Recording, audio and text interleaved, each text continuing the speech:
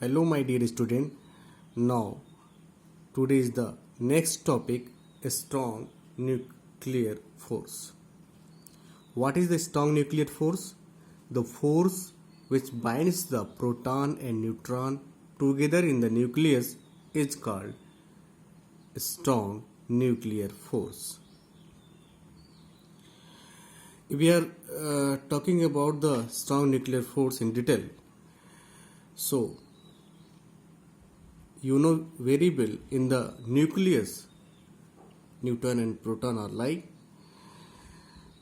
Suppose जैसे आप जानते हैं कि एटम के अंदर न्यूक्लियस होता है और न्यूक्लियस के अंदर क्या होता है, न्यूट्रॉन और प्रोटॉन।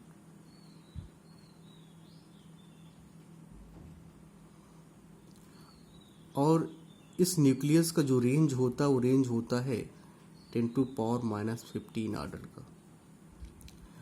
अब वैसे आप जानते हैं कि प्रोटॉन और प्रोटॉन सेम चार्ज है, पॉजिटिव चार्ज होता है, और इस छोटे से एरिया में अगर इतने करीब हैं तो इनमें आपस में रिपल्सन होना चाहिए, ये एक दूसरे को रिपेल करना चाहिए।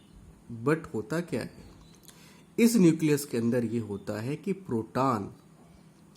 प्रोटॉन एक दूसरे को रिपेल नहीं करते हैं, बल्कि क्या करते हैं, अट्रैक्ट करते हैं। न्यूट्रॉन रिपेल नहीं करते हैं, यहाँ इस न्यूक्लियस के अंदर क्या करते हैं, अट्रैक्ट करते हैं। प्रोटॉन न्यूट्रॉन यहाँ पे क्या करते हैं, अट्रैक्ट करते हैं। कहने का मतलब ये है कि प्रोटॉन इस न्यूक्लियस के अंदर प्रोटॉन न्यूट्रॉन और प्रोटॉन न्यूट्रॉन के बीच लगने वाला जो फोर्स होता है उसको हम स्ट्रांग न्यूक्लियर फोर्स कहते हैं। आप जानते हैं कि प्रोटॉन के पास पॉजिटिव चार्ज होता है, same charge will repel to each other, लेकिन यहाँ पे रिपल्सन नहीं हो रहा है। अगर रिपल्सन होता तो ये टूट जाता। इसका मतलब ये है कि अगर यहाँ पे प्रोटॉन इतने सारे प्रोटॉन यहाँ पे अवेलेबल हैं, मौजूद हैं, तो उसका केवल एक रीजन है, वो रीजन क्या है, that is strong nuclear force. इसी स्ट्रांग न्यूक्लियर फोर्स के कारण इस न्यूक्लियस के अंदर प्रोटॉन न्यूट्रॉन और न्यूट्रॉन आपस में बंधे हुए हैं। तो आप समझ गए कि what is the strong nuclear force. The force which binds the proton and neutron together in the nucleus is called strong nuclear force. इस छोटे से न्यूक्लियस के अंदर प्रोटॉन न्यूट्रॉन आपस में बंधे हुए हैं, और उस बंधे होने का जो रीजन है, वो रीजन क्या है कि इनके आपस में एक फोर्स काम कर रहा है। उस फोर्स का नाम क्या है, स्ट्रांग न्यूक्लियर फोर्स। तो आई होप आपको समझ में आया होगा कि what is the strong nuclear force. If we are talking about the properties of the strong nuclear force, what is the property? What is the property of strong nuclear force? जैसा कि आप जानते हैं कि न्यूक्लियस के अंदर की सारी कहानी है, तो इसलिए आप इसको कह सकते हैं पहले नंबर पे कि ये क्या होता है, इंटरनल फोर्सेज होते हैं। ये क्या होते हैं, इंटरनल फोर्सेज होते हैं।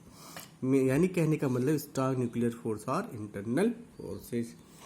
अब चूंकि 10⁻⁻15 ऑर्डर के अंदर होता है, इसलिए आप इसको कह सकते हैं कि ये शॉर्ट रेंज फोर्स होता है। क्या होता है, शॉर्ट रेंज फोर्स होता है ना। कम डिस्टेंस में ये काम करता है। चूंकि न्यूक्लियस के अंदर होता है तो इंटरनल हो गया, और छोटे डिस्टेंस पे काम करता है, इसलिए क्या हो गया, शॉर्ट रेंज फोर्स हो गया।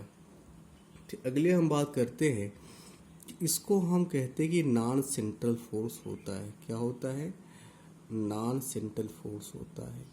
अगर नॉन सेंट्रल है तो आप कह सकते हैं कि क्या है, कि नॉन कंजर्वेटिव फोर्स होता है। क्या होता है, नॉन कंजर्वेटिव फोर्स होता है। पांचवी चीज आप कर सकते हैं, ये do not obey inverse square law, ये इनवर्स स्क्वायर लॉ को फॉलो नहीं करता है। फिर हम बात करें तो आप कह सकते हैं अगली प्रॉपर्टी, डू नॉट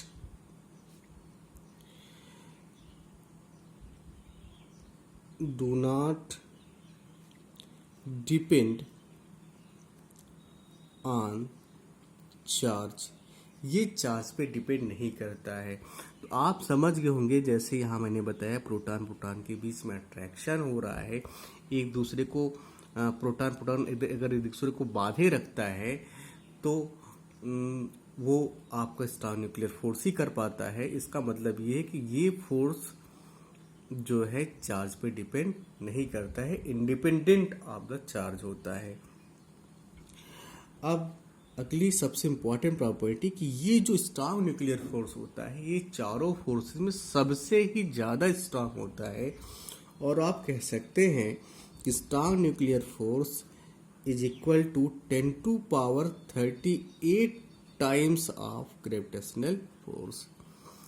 जो होता है स्ट्रॉन्ग न्यूक्लियर फोर्स जो होता है वो 10⁻38 टाइम्स गुना बड़ा होता है किससे? ग्रेविटेशनल फोर्स से।